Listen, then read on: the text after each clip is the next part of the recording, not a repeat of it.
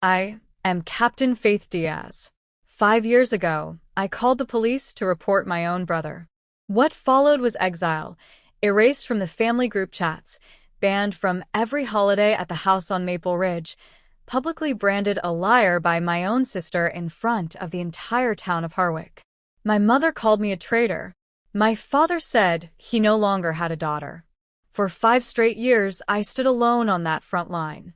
But here's the thing those hypocrites never counted on. I wasn't the only one. There were 7 other girls.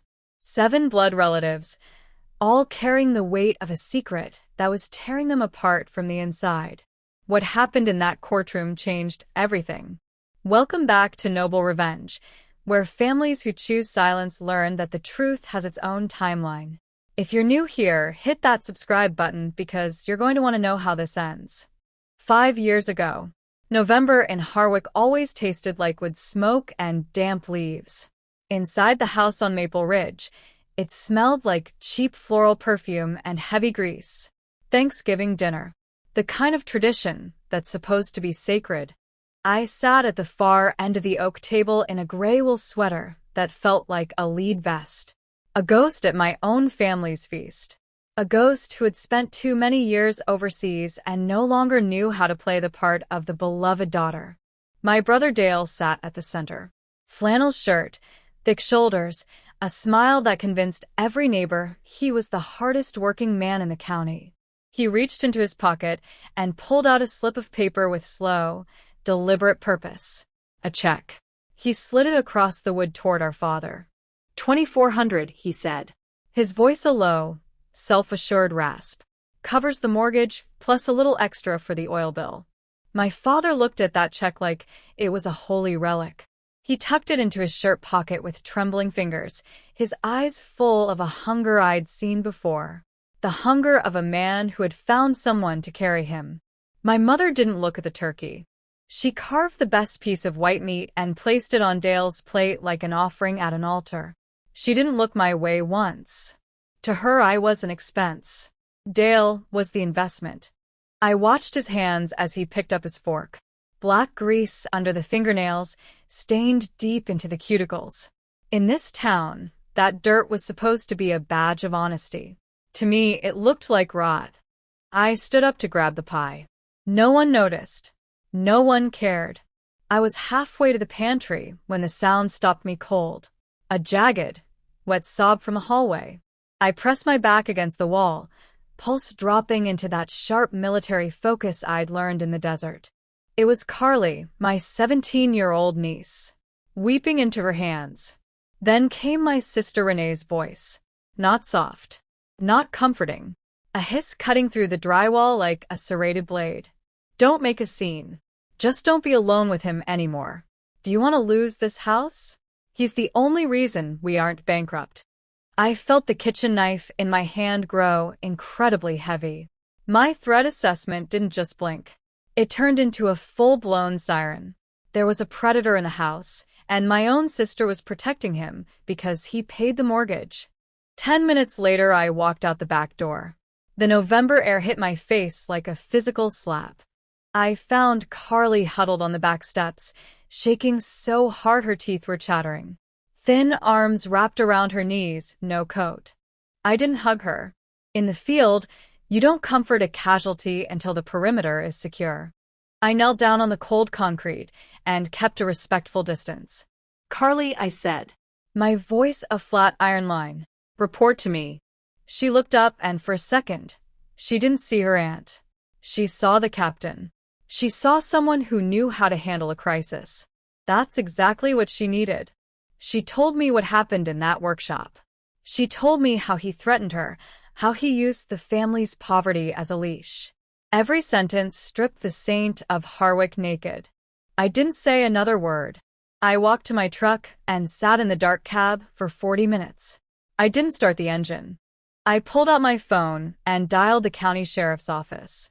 Detective Walsh. A voice answered. This is Captain Faith Diaz. I said. I need to report a felony. The suspect is at 14 Maple Ridge. He's there right now. The typing on the other end stopped. Captain, Walsh said, her voice dropping an octave.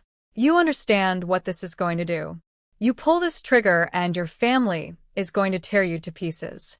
You'll be the villain in their story for the rest of your life. Are you sure? I gripped the steering wheel. I thought about Carly's hollow eyes.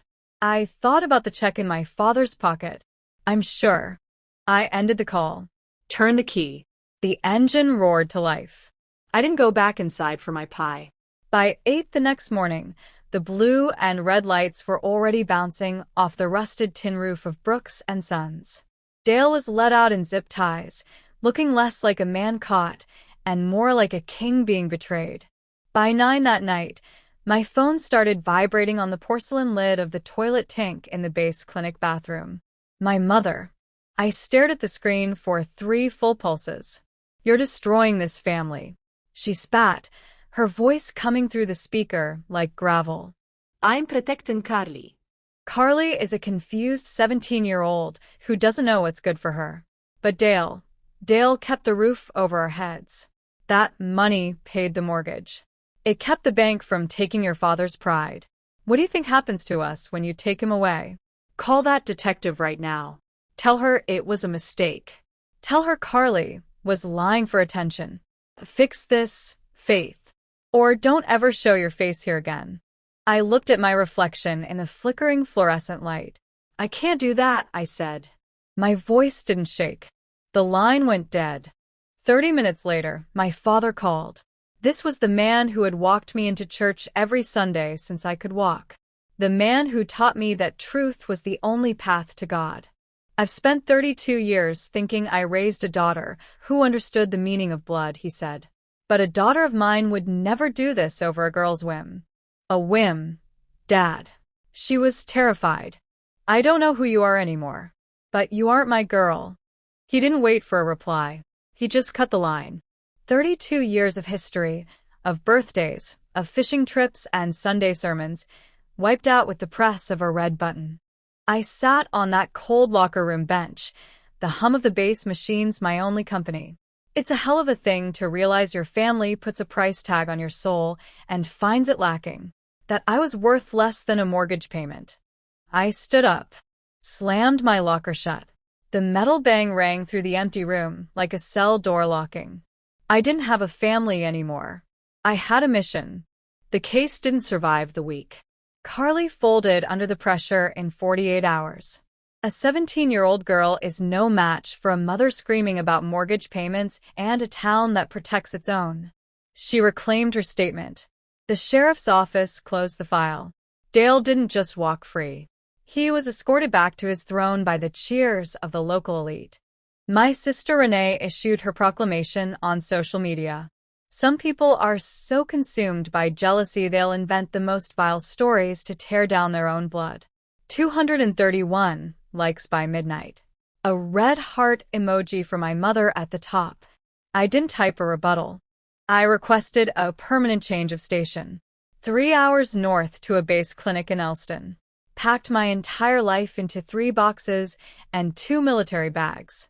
I saved the red wool scarf my grandmother gave me for last. The only thing in that family that didn't feel like it was for sale. I drove out of Harwick on a drizzling Tuesday morning. The route passed directly in front of Brooks and Sons. Dale was standing in the open bay of the garage, holding a cup of coffee, laughing with his mechanics, head tossed back, throat exposed to the rain. He looked like a man who owned the world. He didn't see me drive by. I didn't tap the brakes. I gripped the wheel and followed the white lines onto the highway. I didn't turn on the radio. I didn't look in the rearview mirror once. 5 years is a long time to keep your back to the wind. Elston didn't care where I came from. I ran 4 in the morning when the air felt like inhaling needles. I filled the space where my family used to be with 12-hour shifts and military precision. I changed my number. I blocked the socials. I made Harwick a dead zone. I built something real instead. Marcus walked into the clinic with a jagged tear in his left forearm. Construction accident. He didn't scream. He didn't curse. He just sat on the exam table, face pale, eyes steady. I stitched him up. A few weeks later, at a diner smelling of burnt coffee, I laid my deck on the table. I told him everything. Dale. The mortgage check. The exile. I waited for the pity speech. Marcus just looked me in the eye and said, "You did right." 3 words. No lecture. No conditions. We got married in a courthouse. No white dress. No fake tears in the front row. I took his name, Diaz. It felt like putting on a new set of armor. Then came Lily. She has Marcus's eyes and my stubborn chin. When I hold her, I feel a different kind of fear. Not the fear of being hit or hated. The fear of the cycle. I made a vow. This house won't be built on silence. No one gets sold out for a mortgage payment. Lily was 3 months old when the brown envelope arrived from Scranton. No return address. Slanted, nervous handwriting I hadn't seen in years. Aunt Donna. Inside were 2 handwritten pages and 8 sheets of printed screenshots. Text messages. Dozens of iMessage bubbles frozen in time. The first message was from my mother, sent to the family group chat the week I left for Elston. "She's dead to me. If anyone mentions her name, consider yourself gone too. We protect our own. We don't harbor traitors." But it was the 4th page that turned my blood to ice water. A private message my mother had sent to Donna 3 years earlier, when Donna had quietly reached out to ask if they should tell me the truth. My mother's reply was a threat. "Keep your mouth shut, Donna. If you even think about calling Faith, you'll be the next one out on the street." I made this choice for the family 12 years ago, and I'm not letting that girl ruin it now. 12 years. I took the papers to the bathroom, sat on the cold edge of the tub in the dark, dialed Donna's number. She picked up on the first ring. The call lasted 47 minutes. 47 minutes of watching my past turn to ash. Donna told me about the cousin who had come forward 12 years ago. A girl who had gone to my mother, terrified, and told her what Dale had done. My mother hadn't cried. She hadn't screamed. She had looked that girl in the eye and said, "You heard wrong. We aren't going to mention this again. Dale is going to take over the shop and we need him." My mother wasn't a victim of his lies. She was the architect of his protection. She had spent over a decade watching him walk into rooms with young girls, knowing exactly what kind of monster she was feeding. She didn't throw me out because she believed I was lying. She threw me out because I was the only one she couldn't control. She traded my life, Carly's life, and 7 other girls' lives for a garage and a name above the door. I sat on the bathroom floor, back against the tub, and wrapped my grandmother's red scarf tight around my fist until the wool bit into my knuckles. And I finally let it out. I didn't cry for my mother. I didn't cry because I missed home. I cried for the 27-year-old girl I used to be. The girl who thought if she just explained it clearly enough, her mother would choose the truth. I cried for 5 years of wondering what I had done wrong. When the sobbing stopped, the silence was absolute. I stood up, looked in the mirror. My eyes were bloodshot. My jaw was locked. I unwrapped the scarf from my hand, the fabric still holding the shape of my clenched fist.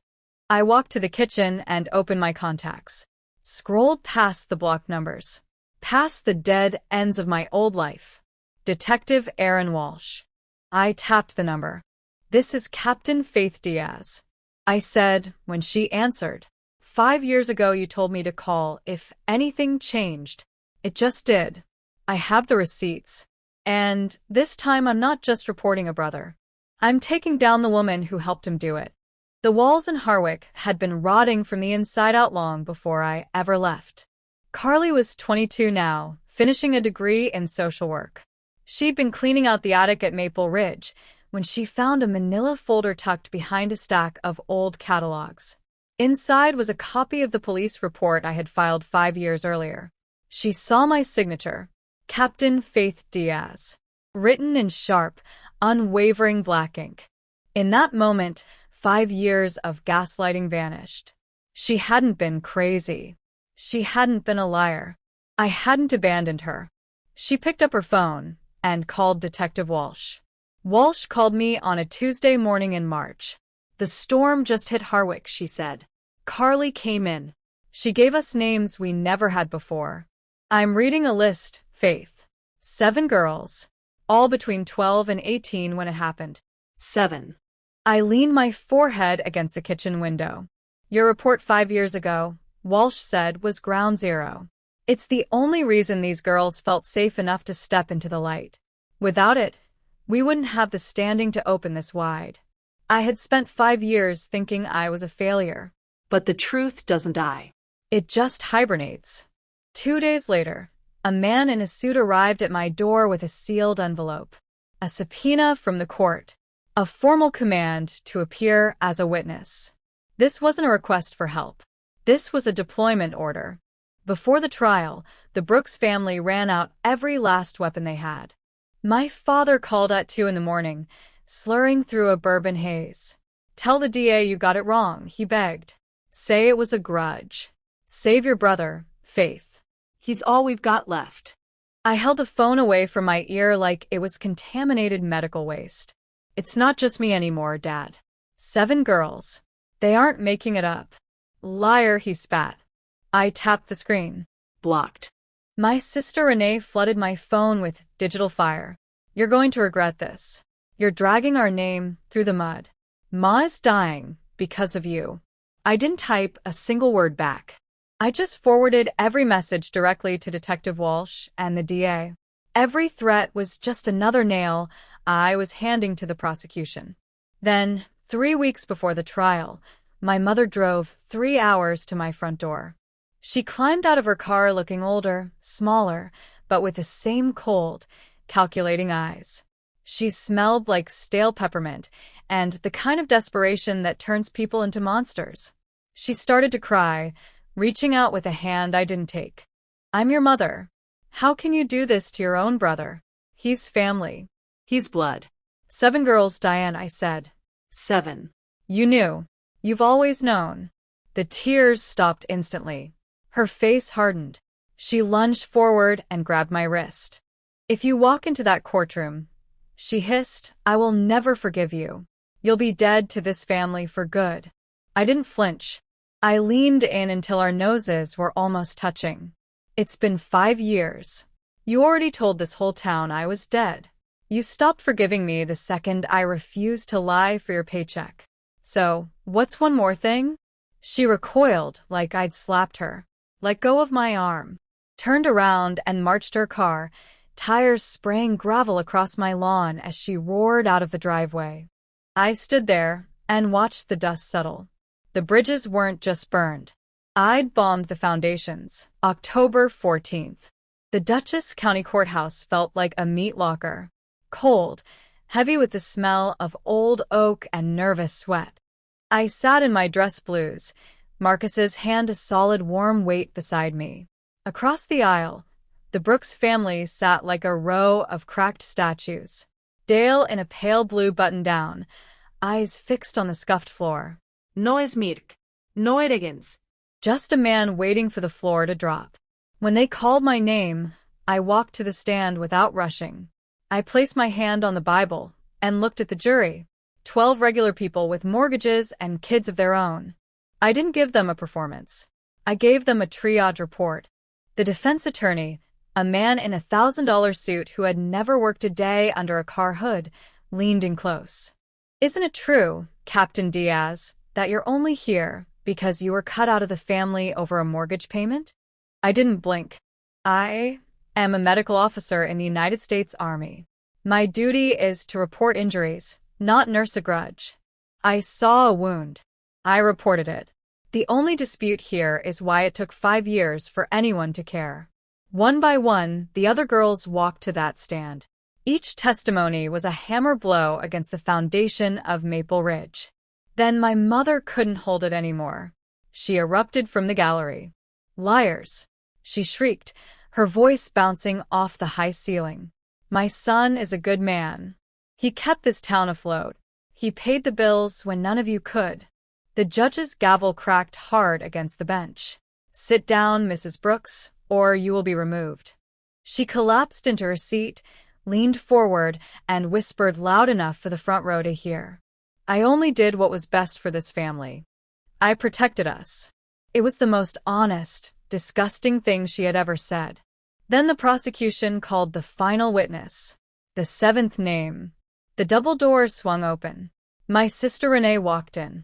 The sister who had called me trash. The one who had led the public execution of my character 5 years ago. She wasn't wearing her mask of hate today. Her face was raw, her posture hunched under the weight of the building. She walked straight to the stand without looking at Dale or at my mother. "I'm here to tell the truth," Renee said, her voice cracking, filling every corner of that wood-paneled room. "I called my sister a liar for 5 years. I attacked her. I hated her. But I only did it because if she was telling the truth, then I'd have to admit what happened to me, too. In that same garage, 12 years ago, while my mother sat in the kitchen and looked the other way. The air left the room. Dale put his head in his hands. My father looked like he was about to be sick. My mother sat there, mouth open, finally realizing that the family she had sold her soul to protect had never actually existed. Just a house of mirrors. And the mirrors had all shattered. Under the table, Marcus found my hand and squeezed it. The jury did not look at us when they walked back in. That was the first sign. The foreman stood up. Guilty. 9 counts. 18 years. No parole for 12. The bailiff stepped forward. Click. Click. The chrome cuffs locked behind Dale's back. He walked through that side door and became a number. The Saint of Harwick was buried in a denim jumpsuit. Brooks and Sons was foreclosed within 48 hours of sentencing. The sign came down a few weeks later. 3 years after that, a physical therapy clinic moved in. Glass walls where the tool racks used to be. The smell of lavender where the grease used to live. A place of hidden trauma turned into a place of visible healing. My father lost the house on Maple Ridge. He moved into a studio above a laundromat, eating soup from a tin can. He had chosen his son over his daughter. Now he sat in the silence he had chosen. My mother fled to a spare room in Scranton at a distant relative's house. The woman who had sold her daughters for a garage sign now lived on Social Security and the pity of strangers. She had protected the family name until there was no family left to call it. 1 week after the courthouse doors closed, Renee called. The call lasted 6 minutes. She didn't try to say sorry. Words that small couldn't fix a 12-year wound. "I signed up for sessions," she said. "Trauma specialist in Poughkeepsie. I start Monday." "Good," I replied. Before she hung up, she whispered, "Faith, I kept the boxes you sent, the birthday gifts, the letters. I opened them. I closed my eyes."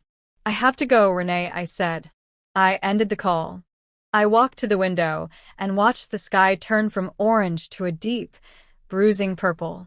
The Brooks Empire was nothing but ash and bone. The weight in my chest, the one I'd carried since I was 27 years old, felt lighter. I went to the front door, checked the deadbolt, checked it again. A habit I'll probably never lose. Then I walked into the living room and sat down with my real family. I drink my coffee black. 6 in the morning. The kitchen in Del Mar is quiet except for the low hum of the refrigerator and the soft breathing of Lily in the nursery. I never went back to Harwick. Not for the foreclosure auction. Not when the sign came down. I didn't need to see the carcass of the house on Maple Ridge to know the ghosts were gone. On the corkboard in my home office, there is a graduation announcement. Carly finished her degree in social work last May. She's working for the state now, helping kids who have the same hollow look in their eyes that she used to have. There's a card tucked inside. One sentence in her steady adult hand. "Thank you for clearing the path." That is the only medal I actually care about. Last month, I was asked to speak at a military psychology seminar. During the Q&A, a young lieutenant looked at my file and then at me. "Captain," he asked, "do you ever regret it? Taking down your own family? Pulling the pin on your own house?" I didn't hesitate. "I didn't pull a pin, Lieutenant," I said. The house was already full of gas. I just turned the lights on so people could see where the leak was coming from. I don't regret a single second of the truth.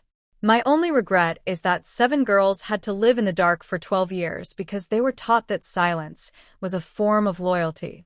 The room went quiet. The kind of quiet that happens when a truth is so raw it strips the paint off the walls. In the army, we take an oath. We swear to protect against all enemies, foreign and domestic. Most people think domestic means someone on the other side of a political line. I know better.